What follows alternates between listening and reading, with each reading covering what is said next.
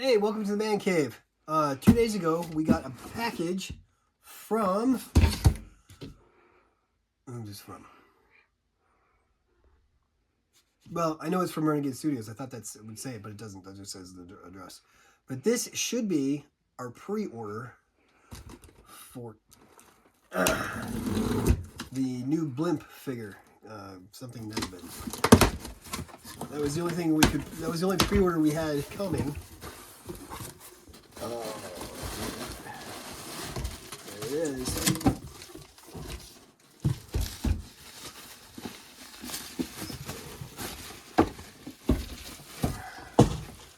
Also, due to the state of the tariff or the embargo or the trade war or whatever the hell's going on, all of Renegade's prices are about to go up. So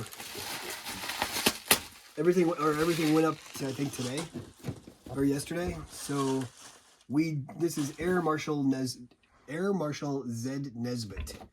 So this is the box, and as you can see right here, this is the premium painted edition, because although I do a lot of minis, a lot of things with minis, painting has never been something I'm itching to get into. So I think it was last summer, or maybe even before that, we started buying miniatures because we were going to practice painting, and we were like, we have no idea what to do. So we ended up never doing it. So I've got a bunch of minis for a bunch of games, and if they come unpainted, they stay that way. All my Hero Quest figures are as they come in the box. We ordered a bunch of D&D minis, and they are as they come in the box. We get the Epic Encounters set. We have almost... Now that they've just put out that Samara one, we don't have those yet. And I have not pre-ordered the other one. Oh, look at that. So when we get minis, the only way that we're going to have color is if they are painted. We're still thinking, I'm still going to see if my sister-in-law can paint up the one that we got for the competition last time. So here is look at this thing. I'm going to put it down here and I'm going to spin it. This is probably the biggest piece currently in the game. And it's also, for official pieces, the first piece that is a vehicle. We've never seen a vehicle before. So this guy, let's look at the card here.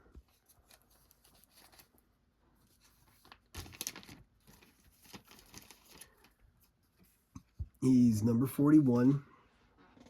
He's of the Noxderma faction, or the Volric faction. Noxderma is his race.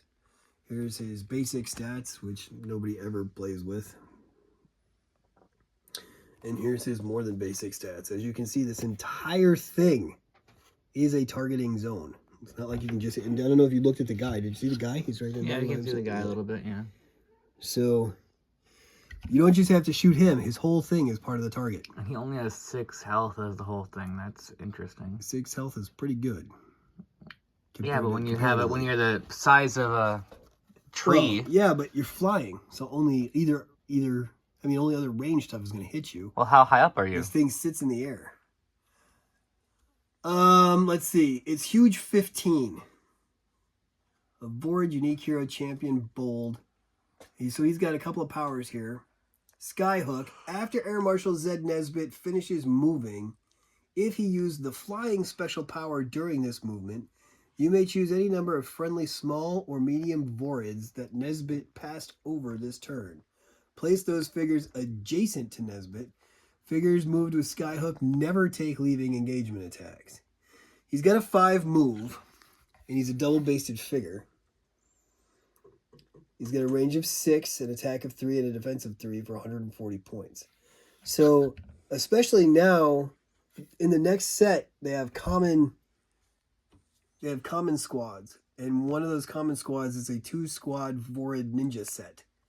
So if you're running a bunch of those, this guy could be their air support and then pick them up with... They're in battle, he picks them up and moves them over, and then they can go back into battle.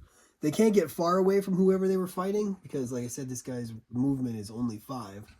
But the idea of disengaging without taking that leaving engagement attack is really nice, and especially when it's free, because this guy's going to do it for them. I love how this is one of the better bases I've seen. They put these in for reinforcement struts underneath them now, and look, he stands good, way better than the dragon. Yeah. All right, so his other ability here is called Crash Landing Special Attack. It's got a range of 1 and an attack of 5.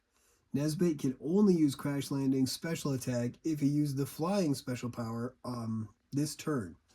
All figures adjacent to Nesbitt are affected by Crash Landing Special Attack. Roll the attack dice once for all affected figures. Each figure rolls defense dice separately. After using Crash Landing Special Attack, you must place 1 wound marker on this army card, and Nesbitt cannot move normally for the rest of the round. So for a full round after he crashes, he can no longer fly. Mr. Kamikaze. He can't move. So, but then at the end of the round, I guess he can puff it back up and go back in the air, is what it sounds like here. It's an interesting idea, but if you look at the piece here, with how far these engines extend over this, you're not going to really be able to put pieces here anyway. You know, so I think you'll be able to put a person in the front, a person to the 2 sides. Grab a... I think we've got some Heroscape land pieces over there. Grab one. No, I'm all in the camera. We don't have them. Well, let me see. I'll be right back. This thing looks very cool. It does look. It's not terribly heavy either. It's pretty light.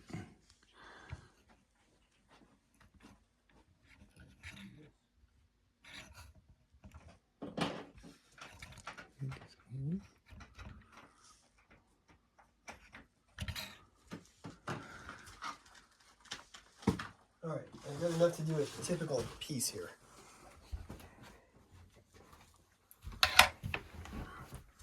So this is, so he's going to be able to put pieces for 3 in front and 3 behind, but I don't think he's going to be able to use these side pieces for much. I mean, if your people are far enough, maybe. You put a guy there. But it's definitely not going to work against any of those insect people with how tall they are. Yeah. I mean, it couldn't do the dragoon. It couldn't do the queen. It could do the little tiny figure, maybe that big ball of bugs if it's in front of it. Yeah. So yeah, that's kind of interesting. I could do like Shiori and Drake and Bree. Yeah, you could do Shiori. You could do Drake, and Shiori. Yeah, that's somebody you're gonna want to do something like that. I mean, that'd be pretty. You'd probably good. do Raylan as well. The bad Raylan we But, got. well, and the thing is, most of the squad figures are still tiny enough that even like that squad of pirates that they have, or those squad of rollerball guys, that it might work. So this could be an interesting thing. We'll try it out a couple of times, and once we get that figured out, we'll report back how well we did. We still haven't play tested the other Vorids that we got yet. So, but yeah, this is a beautiful piece. It's very interesting looking. And it could be the beginning. I mean, this Vorid faction has a lot of vehicular type things. We got that one guy who's coming soon, who's in that stompy robot thing, and actually gets to run stuff over. Because the Vorids are all tiny people, and they depend on this almost Steamcraftian stuff in order to traverse the board. So, could be very interesting. But that's our unboxing and initial thoughts on Marshal Zed Nesbitt. All right, well, thanks for watching. I hope you guys have a good weekend. Tomorrow is Star Wars Day. We'll probably be doing something for that like we did last year. So have a good afternoon. We'll see you later.